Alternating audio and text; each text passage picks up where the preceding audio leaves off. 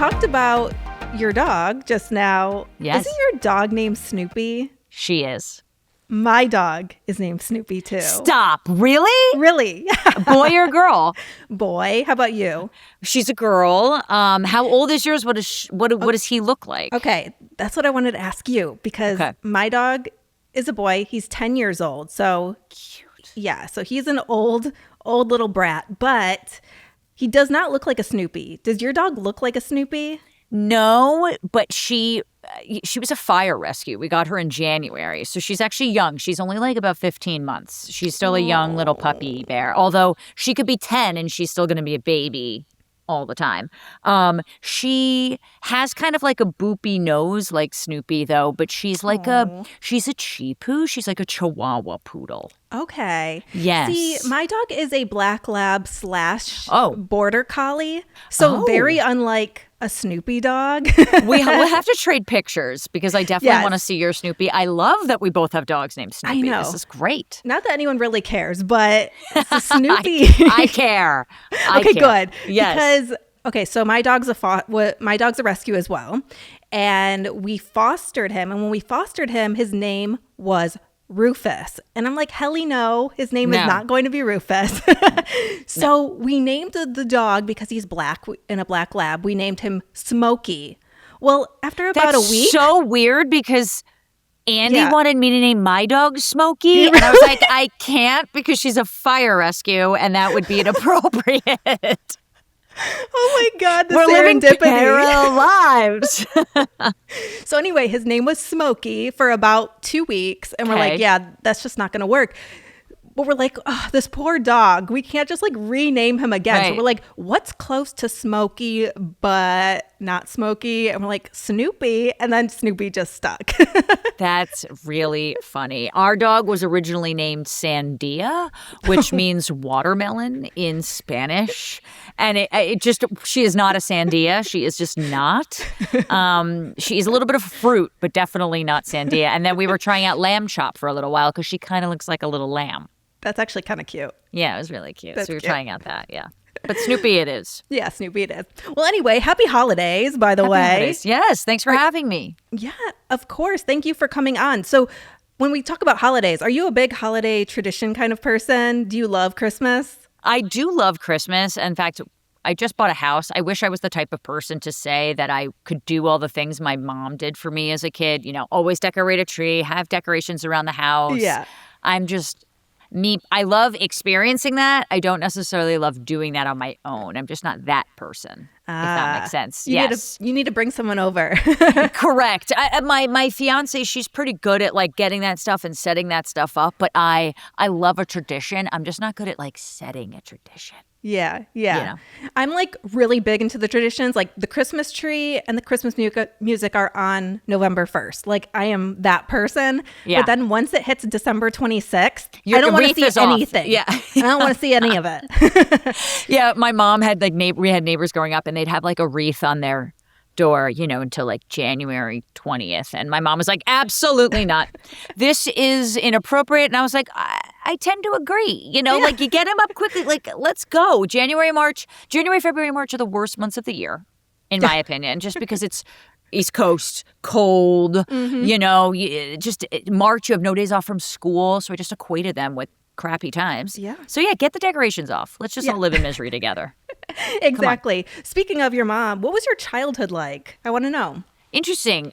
Good question. Oh, it was great. I grew up in a place called Montclair, New Jersey, which is a suburb of Manhattan. I didn't realize it at the time, but it was a really amazing town to grow up in. Not that I had any complaints growing up. It's just as a kid, you only know what you know. Right. And now all these people want to move to Montclair and celebrities live there. And it's such a commuter town and bustling. It was great to grow up if you were diverse, if you were gay, anything like that. Super liberal, very accepting. I had a great childhood, though. Went to public school, a lot of friends, played soccer, was in theater.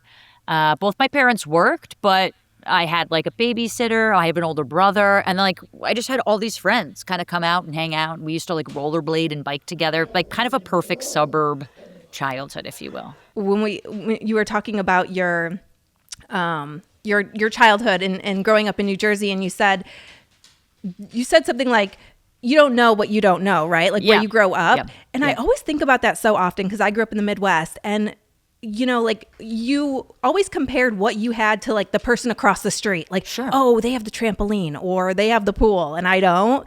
But like now with social media, I always think about like the kids, they can just swipe up their phone and look at anybody across the country and be like, I don't have that. I don't have that. This is why I've never been happier. Like if I was a 6th grade girl right now, I don't know if I'd be the same person, just because I think social media, especially for young people, especially for young women, gosh, I mean, I can kind of remember, and I had a normal childhood where there was like a little bullying here and there, but like I had a bunch of friends. I never had like a bad day. But of course, you get people. I remember always wanting big boobs because that's what girls had in middle school, and I don't.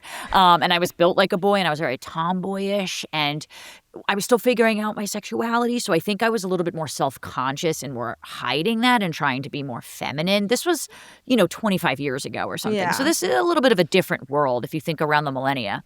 But yeah, and I can't imagine having social media now and comparing myself to influencers or other girls, because I really would have been in a tailspin, I think. And I don't think I would have been as confident. And I worry a little bit about that stuff. I'm not going to lie. I do too. Did you said that you were into the theater and the performing arts aspect as a kid, right? Yeah, I was. I played the Wicked Witch of the West in our middle school play of Wizard of Oz. Oh, nice. I was into the theater as well. So that kind of, did you always want to go into something performative, or when did you get the idea of maybe you wanted to go into something like journalism? Yeah, I've wanted to be a game show host. That's my dream since I was about 7 years old. Really? Yes, and it started just because after school, so I'm 37 now to give you some idea. So after school, we had, Nickelodeon would play cartoons, but they also had like older shows, and they had Nick at Night, and I'd put on GSN and Game Show Network, and they played, Match Game and Let's Make a Deal and Family Feud with Richard Dawson, these like 60s, 70s game shows. I'd come home I'd watch Price is Right, come home after school and Price watch is Right. that. Love it. My dad and brother took me for my 21st birthday to sit in the audience of Price is Right. So it was very special. I still remember it. But I just remember thinking it was like the only form of television of which I'm obsessed with, that you, win or lose, you kind of walk away really happy. Like it's a really good form of entertainment. Just trivia is fun. You're never cursing someone out. It's like fun competition. And I am the biggest sore loser in the world. So being the host always appealed to me because I never had to lose, and I could just encourage other people and stuff like that. So that it happened when I was really young. I just love television. I love that art form. So I knew television was kind of going to be my future. So when we're a kid, we're always asked, what do you want to be when you grow up? Yeah. When people asked you that, did you say game show host? Since I was 7, absolutely. I don't think I've ever steered away from it. I always had like backups, because I liked school. I thought maybe being a therapist would be really interesting. I majored in psychology with like a neuroscience concentration. I like talking to people, hence the journalism, the interviewer style in me. Yep. And I think even be a game show host, like I like asking people what they know and their thought processes about things. And that very much so is combined with therapy in just more of a fun way. So, yeah, I've always said game show host specifically. Always. That's so great. So what did you do first? Where did you go in college? Like, what was your trajectory like? Yeah, I went to a private liberal arts school in Easton, Pennsylvania called Lafayette College, and I graduated in 2010. They didn't have a communications program. They do now, I believe, where you can major in TV and film, but they did not have that at all. It wasn't even like an elective, really. And I applied to do like a radio show. We had like a local radio program, so I had Harp and Carpin, and I would play all my friends' like favorite songs, and people would call in. I'd play oldies music and stuff I grew up on because my parents, Woodstock, went to college in the 60s. So I grew up with all different types of that. So I had that, and I was looking around, and trying to think, how do I get into the TV industry? And I did one of those really horrible things that you hate in college, where it's like we were in between Philadelphia and we were in between New York City. So we had a lot of city events, and it was like, go meet alumni. We'll bus you. Go meet alumni and go network at the Yale Club or something in the city, right? And I personally am so extroverted, but I hate networking. I'm just not good at selling myself. Who likes it? Like, no one who likes does? it. Yes. Like, you have to be an ultimate salesman, and I'm not really a salesman like that. I don't like that stuff. And I went begrudgingly, but I was like, you never know. I don't have, and no one in my family's in the entertainment industry. I have no idea how to break into this. And I was like at the food plate and I was talking to a woman and we were just talking, like shooting the shit about something. And I was like, what do you do? And she's like, oh, I'm a reporter at CNBC. And I was like, no way, it's CNBC in Jersey. She's like, yeah. And I was like, actually, I'm really trying to get into the TV industry. She was like, well, I like your personality. Like, come be my intern. And that's how I got my first internship at CNBC. And I interned there for two different stints, one over the summer and then one of a semester in college because I could commute back and forth. And that was like my leg into the entertainment industry. That's how it happens. That's how it happens. Yeah. And I got the Page program from there and Page program to Andy. And then that's kind of how that was my first foot in the door. Yeah. Yeah, let's talk about that. So you got into the Page program, which is actually pretty difficult to get into because I've talked to some girls on the podcast on the show who have done the Page program and said it was pretty hard to get in. It was. It was certainly very intimidating for me because, they always say online, and I'm sure people have read this fact, it's harder to get into the Page program than Yale and Harvard Medical School combined because there's less of us. There's only 50 at any given point. Honestly, I always wanted to be being a page was the job that I knew that I wanted after college because I was researching online what my favorite game show hosts had done to start off. And Regis Philbin and Gene Rayburn, they were NBC Pages. And I looked that up on the internet of what that was. And 30 Rock with Kenneth was out at the time. So I was like, oh, that's like an actual job. I had no idea. And they were doing like it was a thing for interns, and I was at CNBC. So they were like, come and learn about the program. And I remember I couldn't make it because I had class. So I wrote to the head of the Page program, and I was like, and I'm telling this for people because I think I think it's a good lesson to learn to put yourself forth and at least try for things. I just emailed the head of the Page program, and I was like, I have class. It's in my major. I will come any other time. If you give me 5 minutes for coffee, I really want to learn about the Page program. So we set up a meeting. I met her.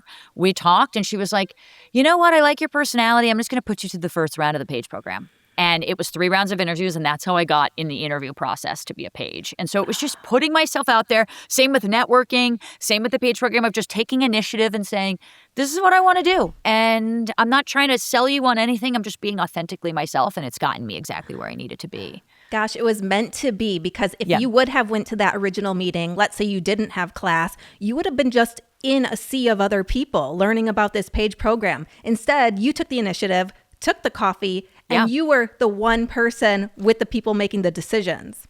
Absolutely. And I encourage people to be prepared for things. Certainly being prepared is great, but I actually benefited from kind of being a little bit ignorant on what I was doing because it made me more confident and it made me be super authentic. I mean, I remember in the interview process, they'd ask you things like, if you were at dinner with, Jeff Zucker was our CEO at the time at NBC. So it was like, if you were at dinner with Jeff Zucker and you got served a plate of food that was not good or raw or something and you had to send it back, like, how would you handle that? Oh, if I thought about that too much, I'd probably try and be too perfect. But instead I was like, I don't know, I'd probably just tell the waiter that it wasn't good and I'll eat around it. Or if they could send something else out, that'd be great. I was like, but I'd make it amenable, but I also wouldn't lie about it. I was totally off the cuff. If you were stuck in an elevator with Jeff Zucker, what would be the one thing you'd tell him? And I remember being like, they need to put Seinfeld back on the air and they need to make me Elaine. And I don't think they ever heard that response because people were so prepared. And I was just trying to be funny and myself. And I think it worked in my favor. But I don't want to tell people to not be prepared. I think you just want to be like appropriately prepared for things, Yeah, for sure. Sometimes the really prepared can kind of come off artificial and not authentic. Correct. That's exactly right. So you want to prepare yourself to be adaptable. But yeah, I mean, certainly in the entertainment industry, obviously if you're in finance, if you're in marketing and you have to prepare presentations, but certainly in the entertainment industry, I do think that people can weed out authenticity really quickly, which is why not everyone's a social media star and not everyone can be a reality star. Absolutely. Well, we'll get to all of that. But first, how did Andy Cohen happen? Andy Cohen happened because I was a page and I had told my page bosses what I wanted to do. And they were like, we really don't have anything like in the game show hosting variety, you know?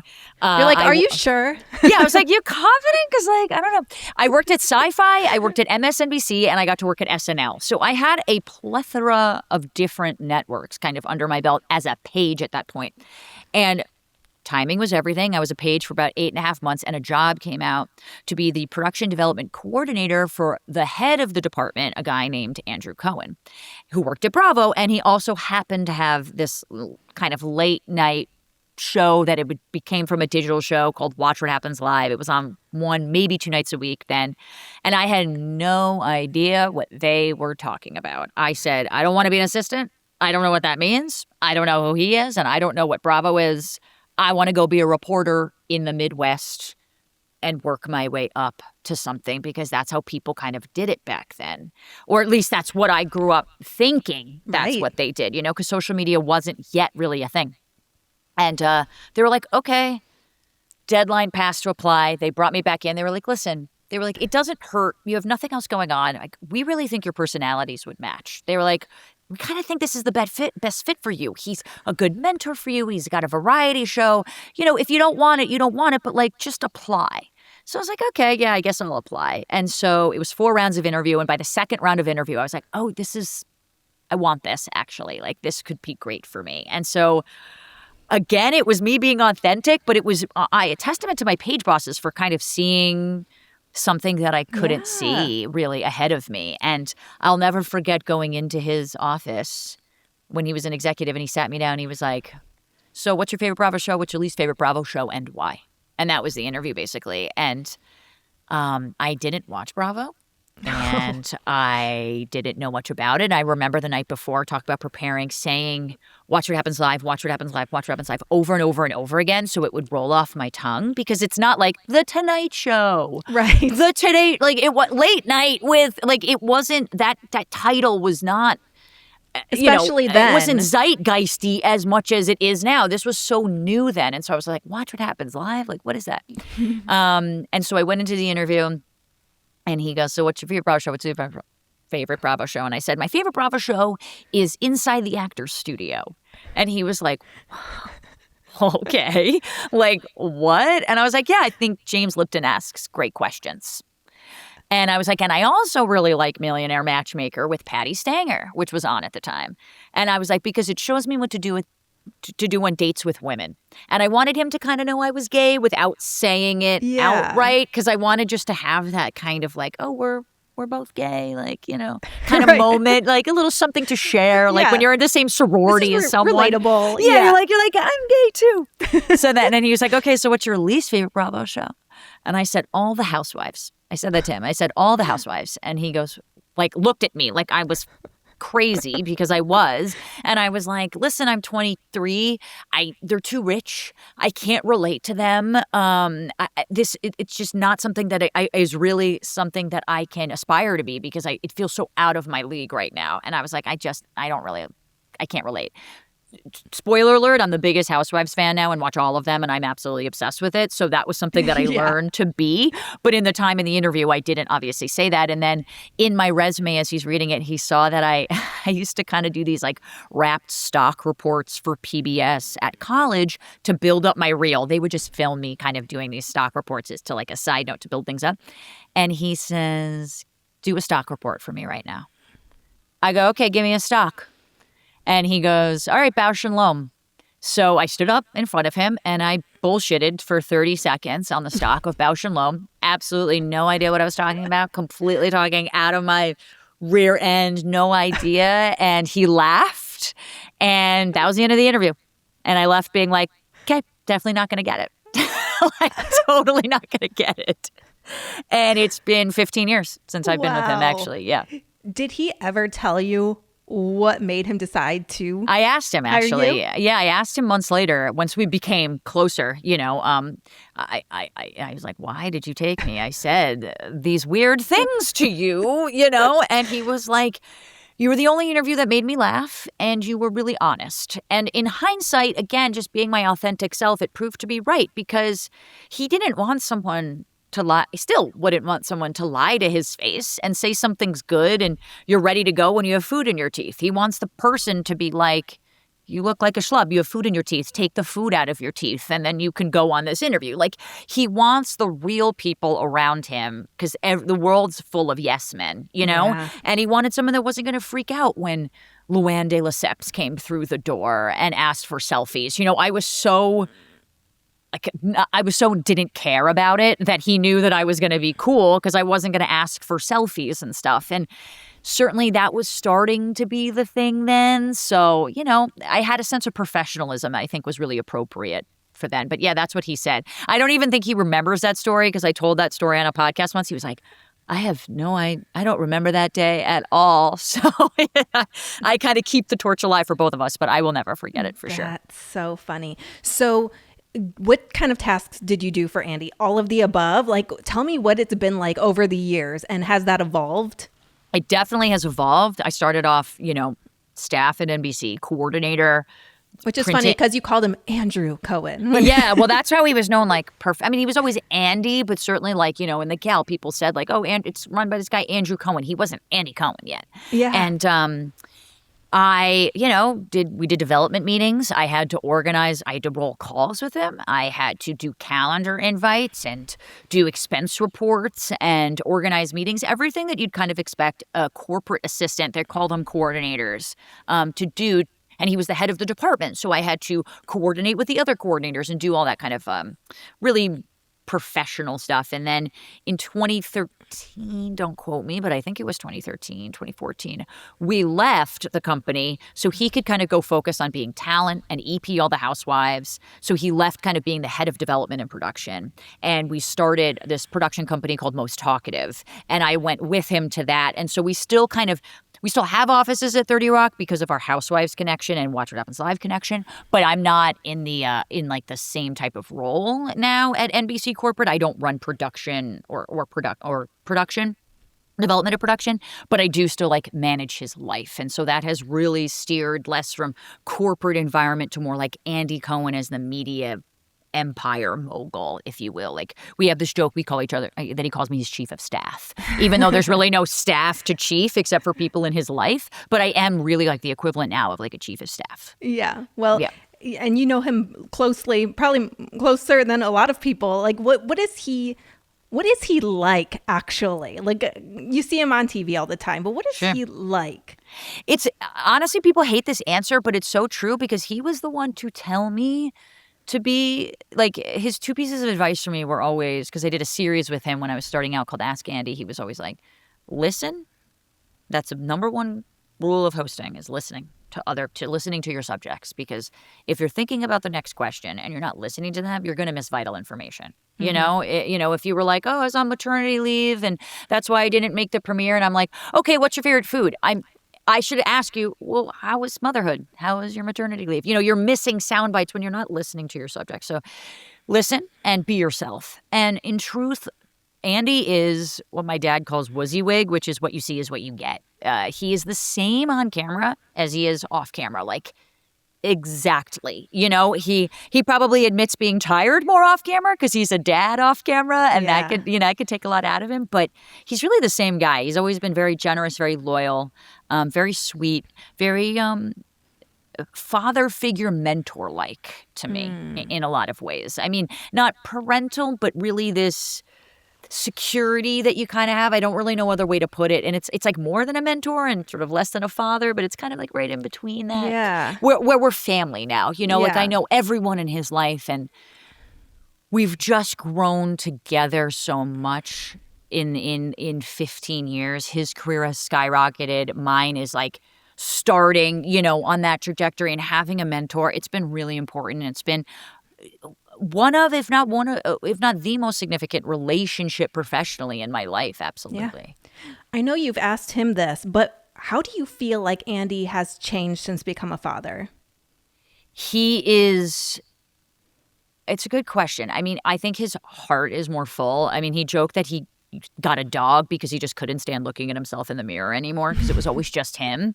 And certainly with kids, they'll do that to you. I mean, the kids put him in his place. Like, he might be Andy Cohen to everybody else, but he's dad at home, and that levels him sort of as a person. And, I think he's a lot more patient. I think that he has probably less FOMO than he used to. I think he says no to more things because he wants to be at home. And for forever a single jet-setting solo person, that was just easy to say. It's hard to say no to things eventually. It's such a big life lesson to be like, actually, you know what? I'm good. Like, I don't need to do that. Yeah. So I definitely think it's like grounded him a lot more.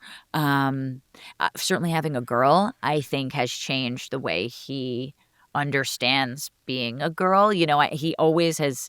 He's surrounded by powerful women, and I think having a daughter has even opened up his eyes in even more ways than that. And certainly having Ben, who might be interested, I mean, who knows? They're still pretty young, but like seeing himself in that role. His parents have always played such a big part of his life. They come on New Year's and he talks about them, and Evelyn and Lou are big parts of his life. So for him to be that figure, I think, in his children's lives now, it's just really grounding, and it's really nice to see. I mean, it's sort of been a privilege to get to kind of watch him through all these phases. Yeah.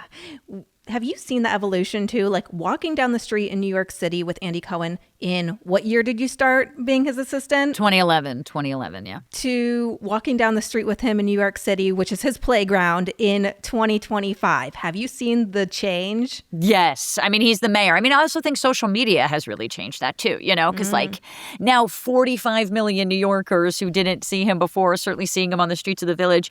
We always call him the unofficial mayor. That is certainly true. He'll complain about garbage. On New Year's, he's got a platform to complain about de Blasio. I mean, his fame has really skyrocketed. The thing I probably noticed the most is it used to be getting restaurant reservations. When I first started, I'd kind of have to Andy Cohen, he works at Bravo, the Housewives, and I'd kind of have to give this little friends with this person, I got your number through. And now it's like, hey, this is Daryn calling from Andy Cohen's office. Do you have a reservation for 4? And I don't need to explain anything anymore. Yeah. And I know that seems silly, but he always says the best part about being famous is the restaurant reservations, and I have to agree.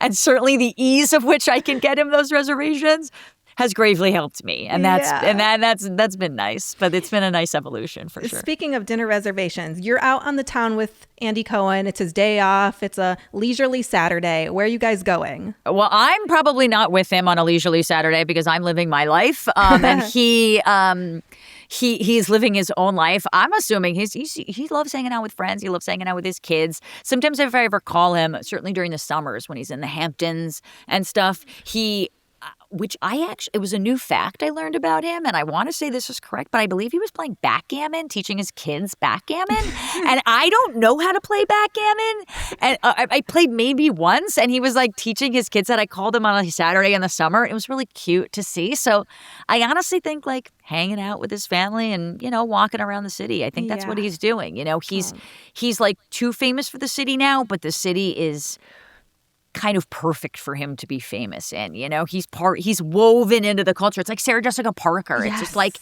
they are just the city. They are just integral to it now.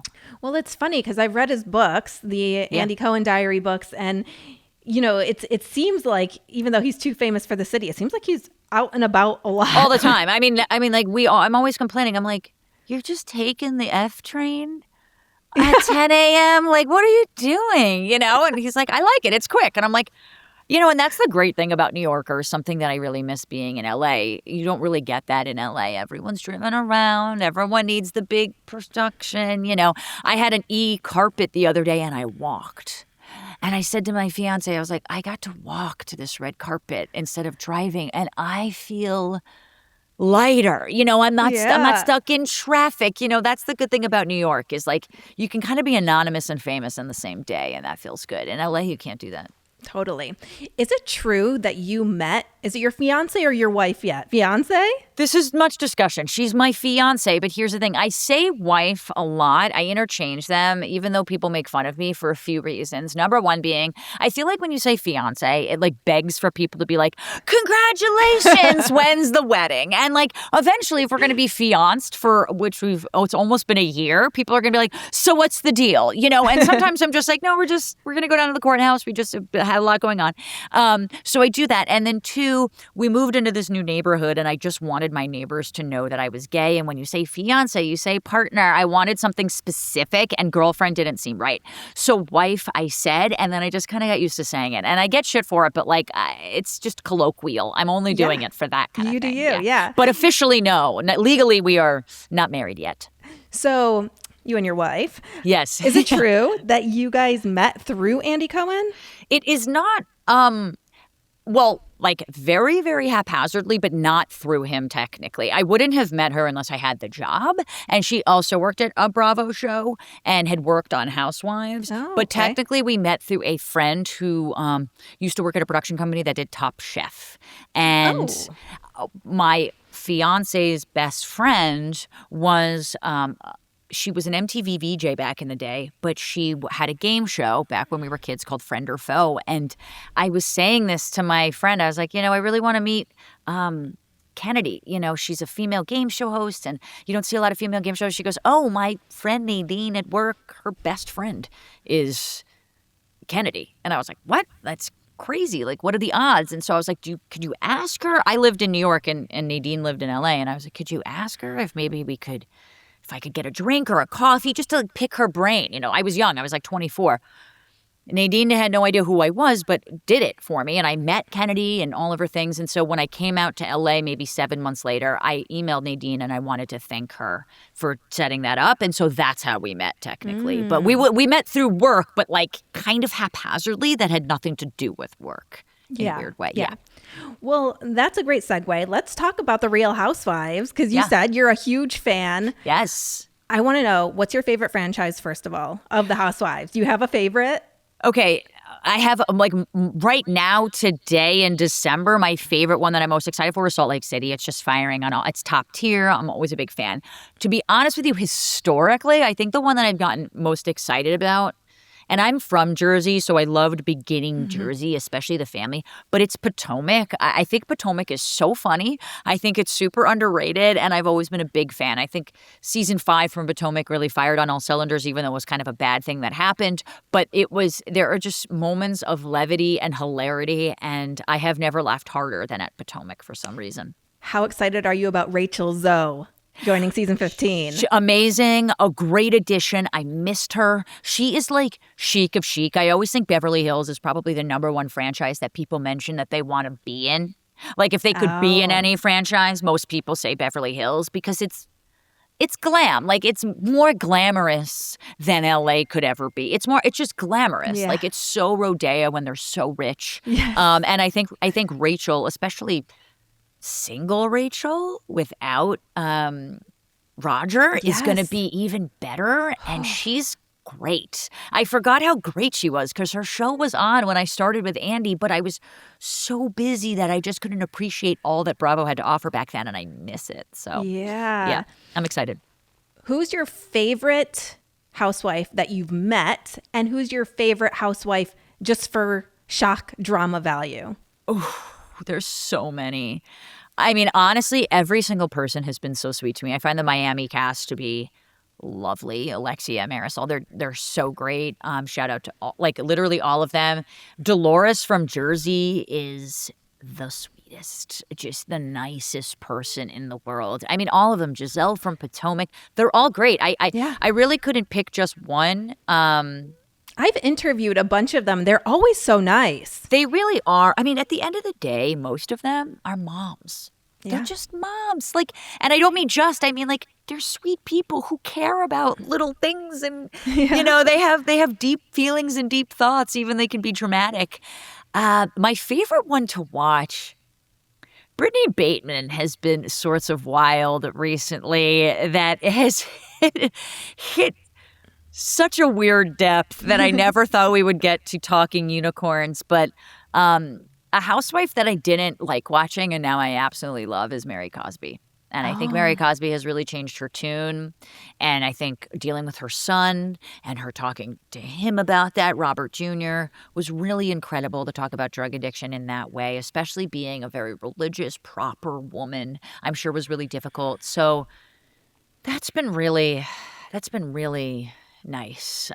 Gina from OC, they're all great. I really don't have a... I miss Sonia from the OG New York. Let me tell you something. I talked to her at BravoCon. Talk about someone She that doesn't you let... like. If you were to ask me, like, name a housewife that you couldn't predict, it would be her. Yes. You know, and I'm not saying that any of them are predictable, but I'm saying, like, if I give Erica Jane an interview, I know Erica Jane's going to know how to give an interview back. Sonia, I could be like, how are you? And Sonia would be like, well, did you see down the street that they're building? Like, she would go in 20 directions, and I absolutely love her for it. And it makes my job fun and exciting. We did a behind the scenes the first night of BravoCon, and she was like unhinged, and it was awesome. Yeah. I've seen some of the clips. Yeah, unhinged. She's just singing into the mic. I'm like, I don't even remember what I asked you. I can't even listen to you because I don't even know what to say. I don't even know what to say, and I love you. I love her. She's sweet, very sweet. Well, let's talk about that. Let's talk about some more of your career. So obviously we know you're Andy Cohen's assistant, but you also have done so many other things throughout that time. So talk a little bit about your career trajectory that way. Yeah, when I started out with Andy, he used to do this thing called Ask Andy, which was a flip camera. And I'd take it from, and his old assistant used to do this too, and I'd film him at his desk in his office. And we had like a generic email address, Andy's blog at gmail.com, something generic. And people would write in to say, why did you ask Phaedra that question? Or what tie were you wearing the other night? Or what were you drinking? Like, really before Instagram and Twitter were heavy. I mean, we had this, and so I'd film him. And so I decided to kind of build up my reel with him because he was getting famous at the time. So I said, like, hey, can I take this over? Can I host it? Can I field the questions and ask you? Won't take up any more of your time, but I can build my reel. And he was like, sure. And so that's how my first like Bravo TV series started. And so since then, Bravo started looking at me as sort of this correspondent. I got to build. I did the #1 true crime podcast at NBC Universal called Martinis and Murder because Oxygen was branding to true crime at the time. So I just kept building. And one of the PR reps put me up for this People TV show. And so I hosted that for about 3 years called Reality Check. So I met tons of reality stars outside of the Bravo world. Survivor, Jersey Shore, you know, all those types of things. Love and hip hop. Well, that's how I learned a lot about you because I do a lot of what you did at Reality Check. I do a lot for Fox Entertainment. And so I would interview these weekly people at the junkets virtually, and they would go on the app or they would go on a web story, national web story. Sure. So I would interview people for the Masked Singer or whatever it is. And I would Masked Singer, like, yes. Big, yes. Yes. And I was Dancing like, with the Stars. Yeah, right. Exactly. So so that's how I learned about your People career was through that. So you did that. Then what else have you done? You've done some stuff with E! Entertainment. Yes, and E! News. So E! News, I started... it was back in New York. I got asked to be the, I'm going to blank on the title, but essentially I was helping to host the afternoon as well as the after party of the Oscars for E!, which is our big, huge tentpole event. And so that was very big for me. And I got to host alongside Justin Sylvester, and we did a bunch of stuff. And then I would come in and kind of be this film expert, if you will. Pop culture sort of has been my thing. Come in, kind of give my opinions, you know. That was like my first really big like red carpet event that just felt like Hollywood. Yeah. And so when I did that in, I want to say it was 2022, one of the Today Show producers of the 10th hour, of the 10 a.m. hour and the 4th hour of Jenna, I was called Hoda and Jenna at the time, reached out asking if I would do like their weekend watch list. And I did a weekend watch list at the Today Show, a Friday watch list at the Today Show, and I memorized all of my script.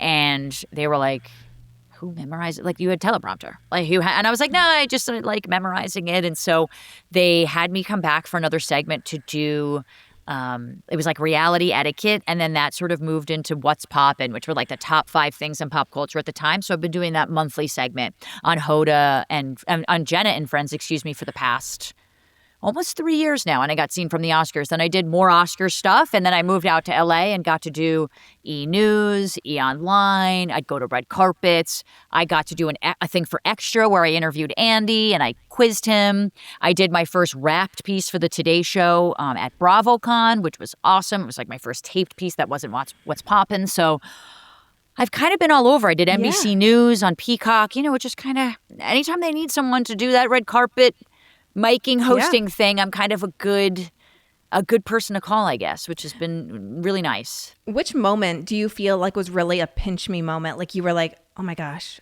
I'm really getting to do this. The Oscars was really big for me. I certainly remember, I do have to say, like, people felt really amazing because I had a studio and I got hair and makeup every day. And I got to go there while also working for Andy, who, by the way, this whole time has been like, we add jobs here. Like, just keep doing it, you know, and you can still work for me. And he's like, well, just keep adding jobs. And so he's always been really great with that. I mean, that was really big. Just having my own show at the time, however big or small it was, felt so cool. But when E! asked me to do the Oscars, it was like, that's peak entertainment. I mean, Oscars is Hollywood's biggest night. Yeah. You know, there's no one carpet that's not going to beat the Oscars. And I'm an Emmys girl through and through. TV is my thing. But Oscars is just so glitz and glammy. And I was wearing a Gucci Adidas green suit that I had bought myself. And it's like my favorite suit. But it's one of those suits that you can wear like once every 10 years, you know, like because people, it's so iconic that people will be like, you wore that last week, you know. Yeah. So I haven't worn it since. So I've been thinking about it. But we got to do part of the broadcast on top of Ripley's Believe It or Not in like the middle of Hollywood, which is kind of nearby where I live now, near where that dinosaur is, if you know LA, for your audience that well. That was really cool. Like, that was just like, and I wasn't in LA yet. It just felt really cool. I felt really glam. You know, I had jewelry on and I had my hair done. It just felt like awesome. It just felt awesome. It was really, really fun. Have you gotten to host a game show yet? I haven't hosted a game show. Well, I mean, like, they always give me game panels at BravoCon, which I so appreciate. I always get to do something fun. I host a game show with my best friend, Daryn, also gay guy, also from New Jersey, same age, also in entertainment. And we host a game show called Daryn and Daryn's Game Show Live. And we do it like twice a year.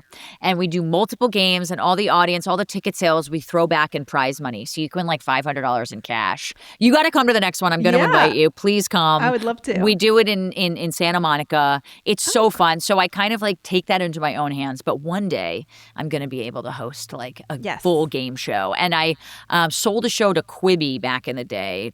Back in the day when Quibi was a thing called Tiny Talk Show, which I invented with one of my very good friends, Alex. And I hosted that as like the proof of concept, and that was very game heavy. It was very fun. Yeah, I'm manifesting that for you. Yeah, thank you. Thank you. I appreciate the manifestation. So you, like myself, wear a lot of hats. You are a podcaster, a producer, an assistant, a reporter, a host, correspondent. You would do all the things. What today and now feels the most you? I think podcasts are actually my favorite medium because I think you and I, like if you were talking to me at Fox, whatever, in a junket, you get what, 4.5 minutes? And sometimes on a carpet, I'm sure you've been there where they're like, you get one question. And I'm like, one question?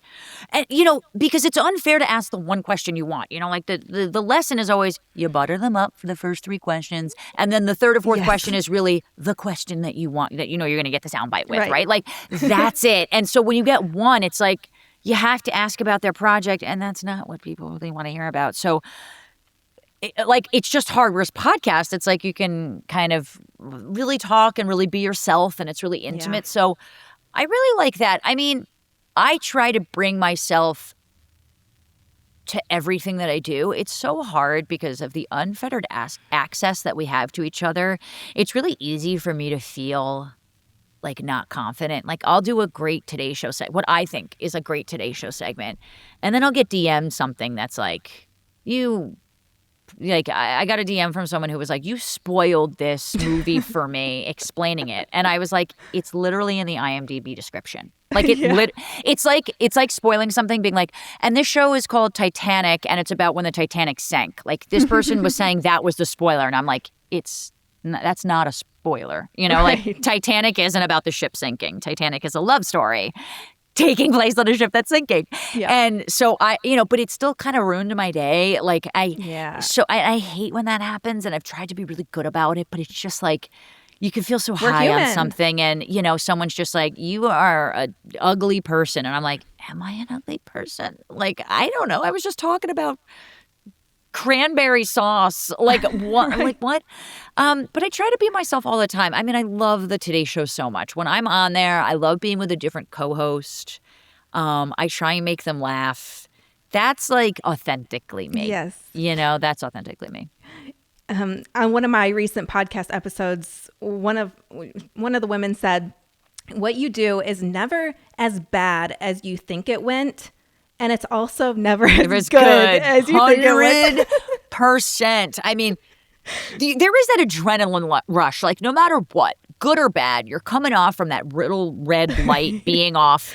And there's a sense of, like, you can't go right to sleep. It certainly doesn't make you sleepy, right? But I definitely think the hormones or whatever the hell is going on, the adrenaline, it does make you inflate whatever perception that you have. Yeah. And that's also something really important to know is, like, no one cares as much as you. No one cares as much as you. And I will lose sleep over something I said or someone says to me. And I have to remind myself, and this is why I meditate every day, to be like, they're not thinking about you at all. Like, you are not on their radar at all. And that's not because I'm worthless. It's because they're focused on themselves, just like I am, So, yes, good point to that commenter. And you said it earlier, you are great at being authentic and authenticity. Is that something you've had to hone in over time, or you just naturally are gifted at that? Well, I certainly think the way the landscape has changed, I think,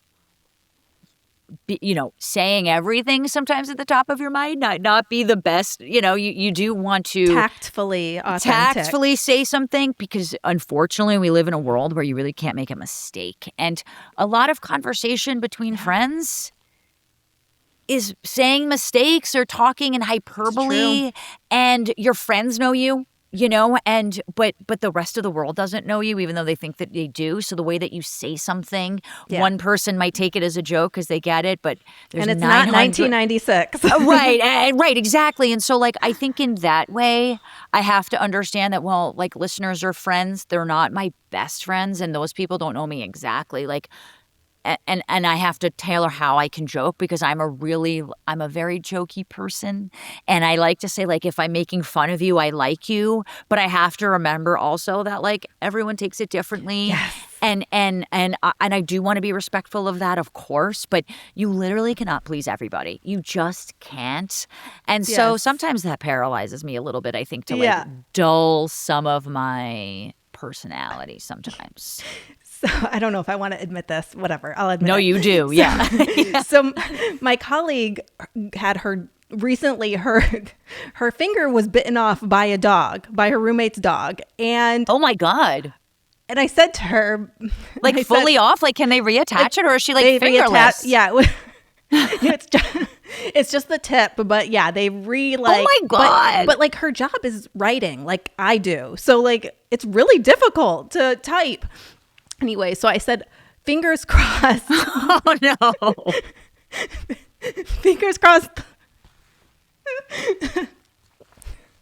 Was she like, fuck you? Like what? Like what was said? No, I said, fingers crossed. I hope the appointment goes well. And then I deleted it because I was like, see, I would laugh that's so hard at that. That's my that's my humor too. But like, I was then like a few minutes after that, I was like, she might not take that the way I take that. Fair enough, and that's probably better to exercise caution. Although, I'd hate to think that everyone was doing that, because like then our world is becoming so dull that you're not like, like some humor is supposed to be offensive in a very funny way, Yes.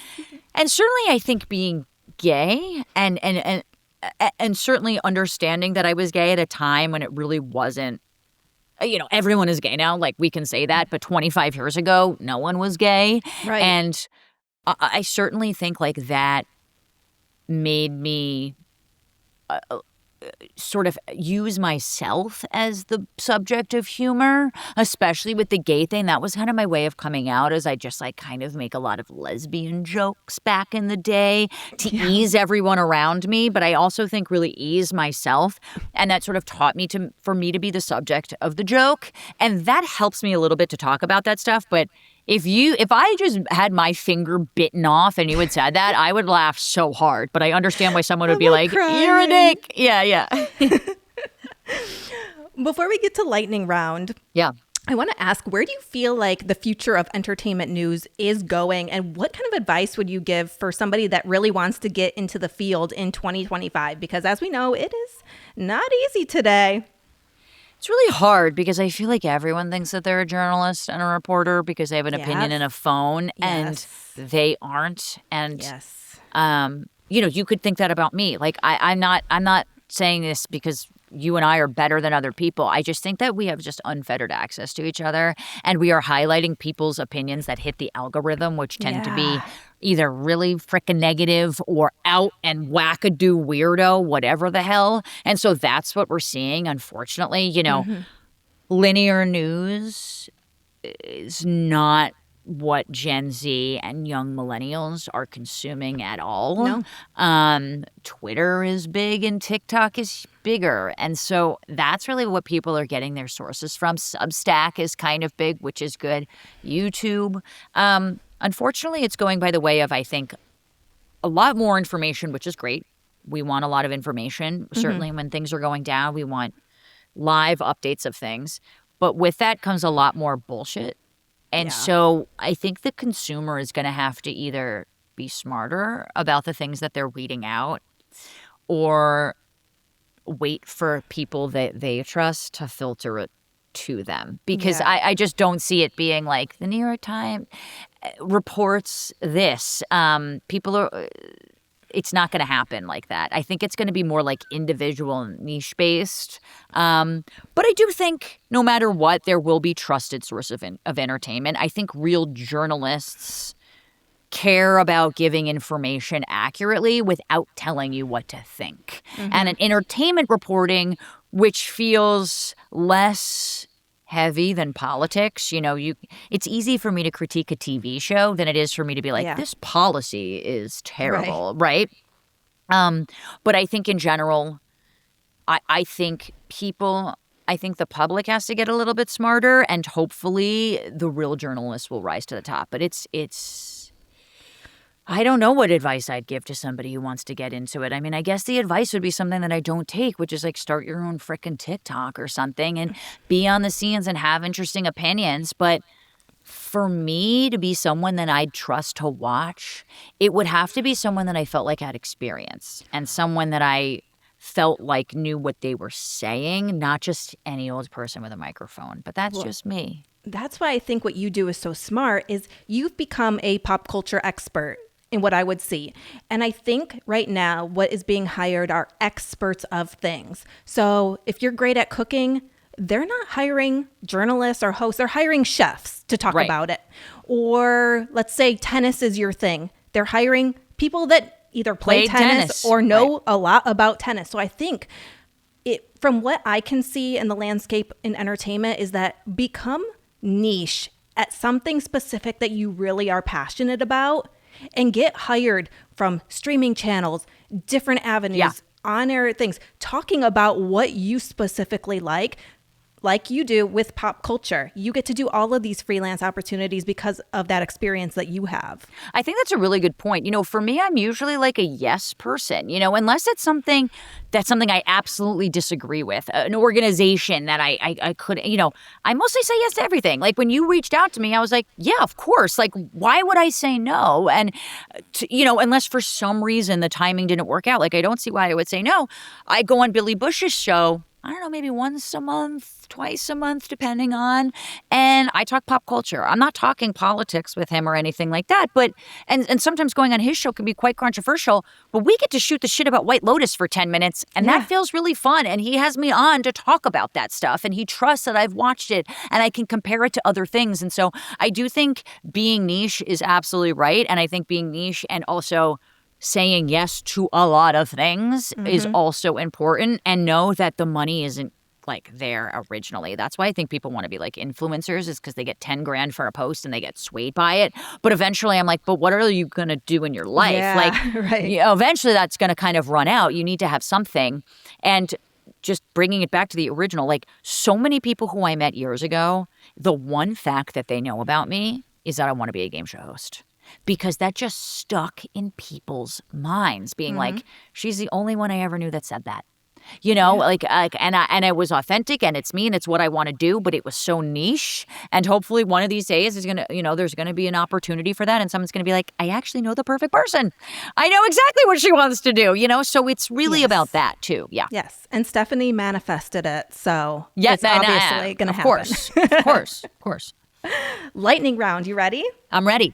All right. Fill in the blank. If I weren't a journalist, TV host, entertainment correspondent, all the things, I would be blank. I'd be a therapist. You did say that earlier. Yes, I'd be a therapist. I thought about going back to school for it, actually. Your coffee order. My coffee order is iced coffee with cream, with half and half, no sugar. Got it. Your favorite travel destination. I love New Zealand, but favorite travel overall is Paris. Love the food is so good. But the shopping. Oh, yeah, I love that too. You know, love it. Also, when did you move to LA from New York? I moved a little over 2 years ago in the summer of 2023. And how much do you miss New York? A lot. I miss New York. I miss the people. I miss an East Coast sensibility, and I miss walking everywhere. I really miss walking. But if I could walk everywhere, and now I live more in like the cittier part. I used to live on the west side, which was amazing, but it was very walkable, but they didn't have a lot of things. Yeah. Now being in a city, I feel a little bit better.